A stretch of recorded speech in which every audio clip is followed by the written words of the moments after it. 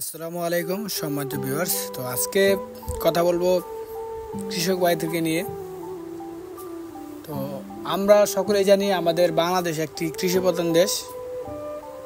আর একটা জিনিস না বললেই নয়, আমাদের এই জিনিসটা কিন্তু সবসময় মাথায় রাখতে হবে যে কৃষি প্রধান বাংলাদেশ, কৃষি বাঁচলে বাঁচবে দেশ, আর কৃষক বাঁচলে বাঁচবে দেশ। কৃষি প্রধান আমাদের এই বাংলাদেশ। তো একটা জিনিস আমি দেখলাম যে এবছর আমাদের এলাকায় অনেক টমেটো চাষ হয়েছিল, কিন্তু ওইরকম তারা মানে যে টমেটো যে ন্যায্য মূল্য তারা ওইটা পায় নাই। তো এই জিনিসটা দেখে নিজের কাছে খারাপ লাগলো। তো আজকে দেখেন কৃষক ভাইয়েরা আপন মনে ধান কাটতেছে। আর আজকের দিনটা অত্যন্ত ভালো, আকাশটা মেঘলা, দক্ষিণ হাওয়া। তো যে কারণে ওইরকম রোদ নাই।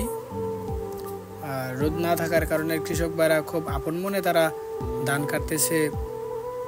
আর পাখিদের আনাগোনা, যেটা আপনাদেরকে শোনাতে পারিনি আমি, কারণ ওইটা বন্ধ করে দিয়েছি আর কি।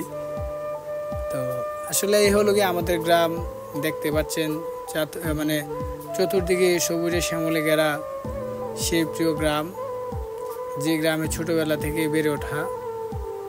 আর এখন বৈশাখ মাসের প্রায় শেষ, আর হয়তো বেশি দিন বাকি নেই বৈশাখ মাসের। তো ধান কাটাও প্রায় শেষের পথে আর কি। আর অল্প পরিমাণ জমি আছে যেগুলো আর অল্প কিছু দিনের মধ্যেই ধান কাটা হয়ে যাবে আর কি। আর একটা জিনিস যেটা হলো গিয়ে আমাদের এখানে এবছর হঠাৎ করেই মানে ধান কাটার লোকের অভাব পড়ে গেছে। তো আমাদের এলাকায় যে আবার বাহিরের লোক আসে ধান কাটে তা কিন্তু না, আমাদের এলাকার মানুষ আমাদের এলাকারই ধান কাটে আর কি। তো আপনারা অনেকে জানেন যে আমাদের এই বাহেচ্ছ গ্রাম একটি ঐতিহ্যবাহী গ্রাম। আর আমাদের গ্রামের অনেক সুপরিচিতি আছে। আর যেটার কথা না বললেই নয়, আর সেটা হলো কি মিষ্টি আলু, যে মিষ্টি আলু বলি আমরা। তো এই মিষ্টি আলু নিয়ে আমাদের অনেক সুনাম এমনকি পরিচিতি আছে বাংলাদেশের বিভিন্ন প্রান্তে। তো কিছুদিন আগে যেই বৃষ্টি আসছিল, তো যে মিষ্টি আলুটা ওইটা কিন্তু মাটির নিচে হয়, আপনারা জানেন। তো মিষ্টি আলু তোলার জন্য মানুষের দরকার পড়ছে, আবার এখান দিয়ে ধানও কাটার দরকার।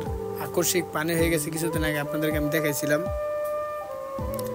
তো যে কারণে আমাদের লোকের সংকট পড়ে গেছে আর কি, ধান কাটার ওইরকম লোক ছিল না। তো আলহামদুলিল্লাহ, তো এখন আলু তোলাও শেষ, আবার ধান কাটা শুরু হয়ে গেছে। তো ধান কাটা আলহামদুলিল্লাহ প্রায় শেষের পর্যায়ে। বাতিজা আরিফ ধান কাটতেছে, সে একদম মেশিনের মতন। সাথে আছে এই যে গাজী ভাই তো হাসতে হাসতে শেষ। মানে এটাই, তারা প্রবাস থেকে আসছে হাসি মনে, খুব আনন্দমুখর পরিবেশে তারা এসে ধান কাটতেছে। তারা সবাই একসাথে মিলিত হয়ে তারা কিন্তু একটা কিন্তু আছে প্রতিযোগিতা, আর একটা হলো প্রতিহিংসা। আর আসলে ধান কাটা হলো গিয়ে এক ধরনের প্রতিযোগিতা, যে কে কার থেকে বেশি ধান কাটবে। তো সবাই এরকম পাল্লা দিয়ে ধান কাটতেছে, সবাই খুব খুশি মনে। যে জিনিসটা দেখলে প্রবাসী ভাইরা অবশ্যই মিস করবেন, প্রবাসী ভাইরা, কারণ যারা প্রবাসী আছেন এখন দীর্ঘ 8-9 বছর আগে তারা যারা প্রবাসে গেছে তারা একটু বেশি মিস করবে। কারণ 8-9 বছর আগে আমাদের দেশে মানুষ ছিল অনেক, বিশেষ করে আমাদের গ্রামে। এই 8-9 বছরের ভিতরে অনেক মানুষ প্রবাসে চলে গেছে আর কি, ওইরকম লোক নাই। তো তারা হয়তো অনেকে ভাববে যে আমরা তো দেশে থাকতে এরকম ধান কাটছিলাম, এখন আমরা বিদেশে এসে পড়ছি, তাও আমাদের গ্রামের ভাই ব্রাদার যারা আছে তারা ধান কাটতেছে, এই আর কি।